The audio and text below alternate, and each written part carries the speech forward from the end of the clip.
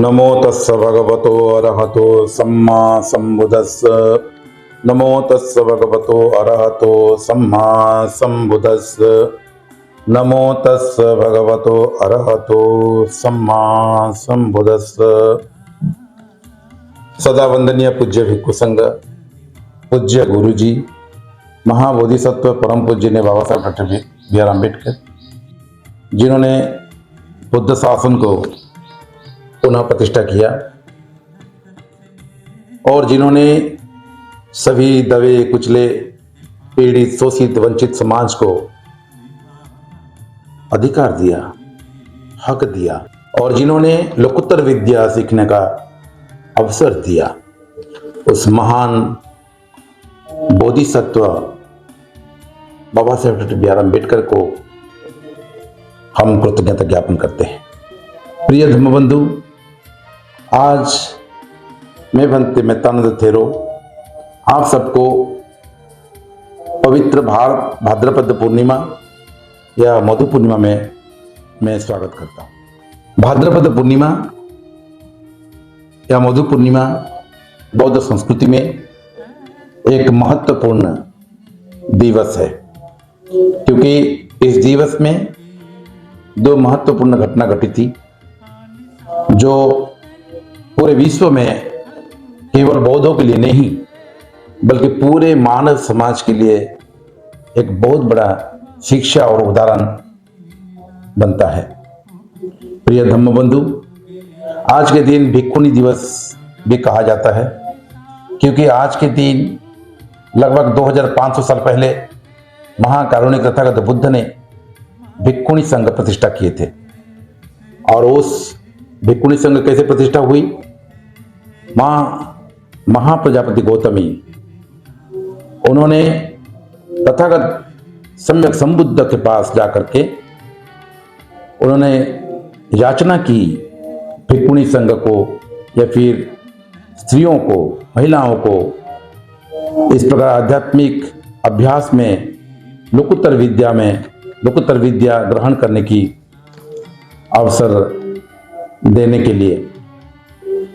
और महाकारुणिक तथागत बुद्ध उनकी इस याचना को स्वीकार किया और उन्होंने भिक्खुनी संघ को प्रतिष्ठा किया।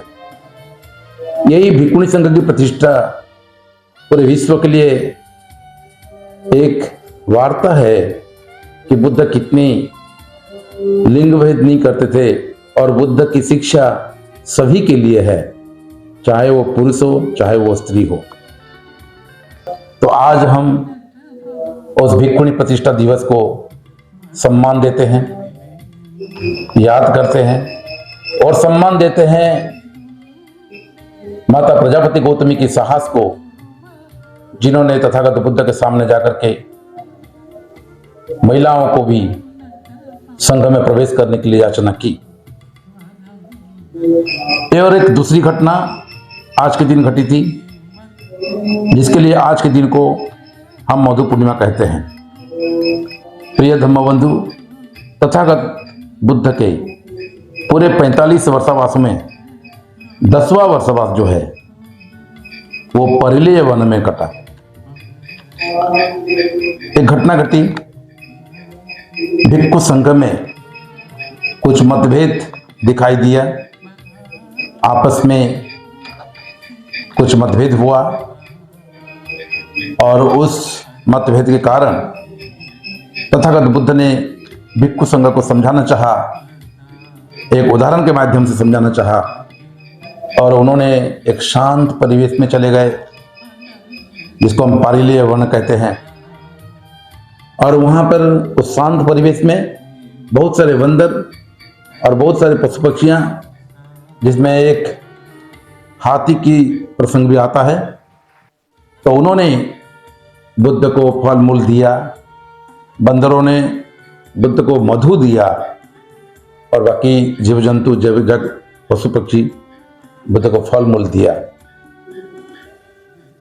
और ये उदाहरण स्थापित किया, ये कथा हमारी आध्यात्मिक समुदाय में एकता, शांति और विनम्रता के महत्व को सिखाती है। फिर भिक्षु संघ ने बुद्ध को आमंत्रित किया, उनके अंदर जो मतभेद था वो फिर समाधान हुआ और उस दिन को तब से मधु पूर्णिमा के नाम बौद्ध संस्कृति में महत्व दिया जाता है। और ये बहुत बड़ा संदेश, इस प्रकार हम संघ में एक दूसरे से मिलजुल कर रहेंगे। इस प्रकार हर छोटे बड़े समस्या को, सिर्फ संघ नहीं, हमारे परिवार में भी हर छोटे बड़े समस्या को किस प्रकार आपस में बात करके हम समाधान कर पाएंगे, तो इसके लिए ये जो घटना, ये जो कहानी, ये बहुत बड़ी सीख देती है। प्रिय धम्म बंधु, भाद्रपद पूर्णिमा के दिन हम उपोषद का पालन करते हैं। ये उपोषद क्या होता है? उपोषद यानी धम्म के समीप में रहना। हम पूरे जीवन में सांसारिक घटनाओं से, सांसारिक विषयों में हम उलझे रहते हैं, तो धम्म का अभ्यास नहीं कर पाते। और इसीलिए तथागत बुद्ध ने एक प्रावधान किया है कि गृहस्थ लोगों को धम्म का हर महीने में, हर मास में कम से कम, जो शुक्ल पक्ष अष्टमी हो, कृष्ण पक्ष अष्टमी हो, पूर्णिमा हो या अमावस्या, उस प्रकार का तिथि उन्होंने कहा कि उस दिन में हर उपासक उपासिका को उपोषद करना चाहिए। उपोषद करते हैं इसलिए उनको उपासक या उपासिका कहा जाता है। तो प्रिय धम्म बंधु, उपोषद करने से हम लोग पूरे 10 पारमिता को भी पालन करने की प्रयास करते हैं, जो बाबा साहेब 22 प्रतिज्ञा में दी थी। उपोषद करने के लिए हमको घर छोड़ करके अपने कोई निकटस्थ, अपने कोई समीप बुद्ध विहार में आकर के वहाँ से जो भिक्षु संघ है या भिक्षुणी संघ है, तो उनसे हम 30 रण के साथ अष्टांग उपोषद शील धारण करना चाहिए। ये शीलों में पानातिपाता वेरमणि है, यानी हिंसा नहीं करना, किसी का प्राण नष्ट नहीं करना। अधिन्नदान वेरमणि है, परोक्ष हो प्रत्यक्ष में चोरी नहीं करना। अब्रह्मचर्य वेरमणि, इसमें हम किसी प्रकार की जो है काम वासना में नहीं आना। मूसावादा वेरमणि, हम किसी प्रकार की कर्कश हो, मिथ्या हो या चुगली हो या अर्थहीन हो, ऐसे वाक्य का प्रयोग नहीं करना। सूरा मेरय मज्ज पमादठन वेरमणि, किसी प्रकार की नशीली द्रव्यों का सेवन नहीं करना। और उसके साथ हम धम्म की समीप में रहने के लिए, धम्म को सही तरह से जानने के लिए, हम अपने शरीर, मन और वाणी को ट्रेन करने के लिए हमको और 3 शील लेना पड़ता है।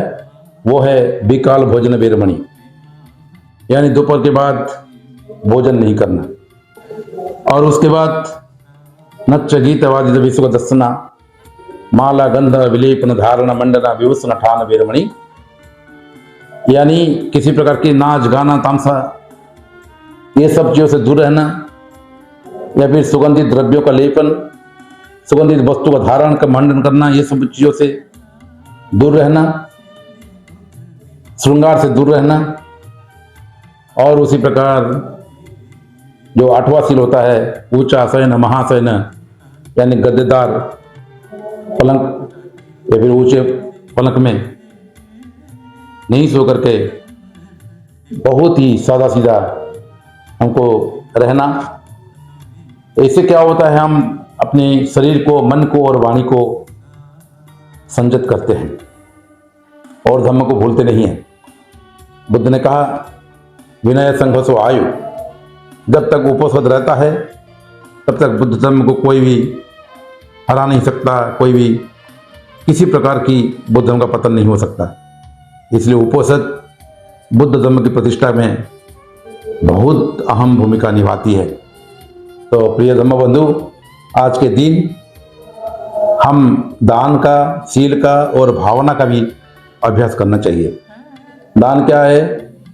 हम हो सके तो थोड़ा सा स्माइल दे दें किसी को, हो सके तो कोई गिफ्ट कोई जरूरतमंद आदमी को दें, जरूरतमंद व्यक्ति को सहायता करें, भिक्षु संघ को दान करें और उसके बाद निस्वार्थ पूर्वक होकर दान करें। और उसके बाद क्या है? शील अट्ठंग उपोषद शील, जैसा कहा गया कि हमारे जो व्यवहार को श्रृंखलित करने के लिए शील का भूमिका बहुत ज़्यादा है, इसलिए वो शील को पालन करें। और भावना यानी हम अंतर्मुखी हो, हमारी दृष्टि को अंतर्मुखी करना, क्योंकि हम सारे दिन बहिर्मुखी चलते हैं, हम हमारी दृष्टि को बाहर की तरफ ले जाते हैं। तो कम से कम एक दिन जो है उपोषद के दिन हम अपने जो मन को अंतर्मुखी करना चाहिए। ये उपोषद का एक बहुत बड़ा लाभ मिलता है और जिससे हम अपने आप को एक अच्छे मनुष्य बनने में मदद कर पाते हैं। और उसी प्रकार ये जो 2 घटना हुई, ये जो भिक्षुणी प्रतिष्ठा दिवस के लिए उनके प्रति हम सम्मान जनाते हैं, आज के दिन आदर करते हैं। और उसी प्रकार जो आपका मधु पूर्णिमा, जिससे हमको ये सीख मिलती है कि संघ में किस प्रकार विनय के साथ रहना है और आपस में भाईचारे के साथ कैसे रहना है। तो ये सारे जो सीख है आज के दिन मिलती है। और उसके साथ फिर हम अपने आप को उपोषद के अभ्यास करते हैं। तो प्रिय धम्म बंधु, आज के दिन सभी को मैं भंते मेहतानंद थेरो स्वागत करता हूँ, शुभेच्छा करता हूँ। और सब प्रैक्टिस करें उपोषद का, और उपोषद की प्रभाव से, उसका शक्ति से आप सब सुखी रहें, शांत रहें, सभी लोगों का मंगल हो, कल्याण हो। भवतु सब मंगलम।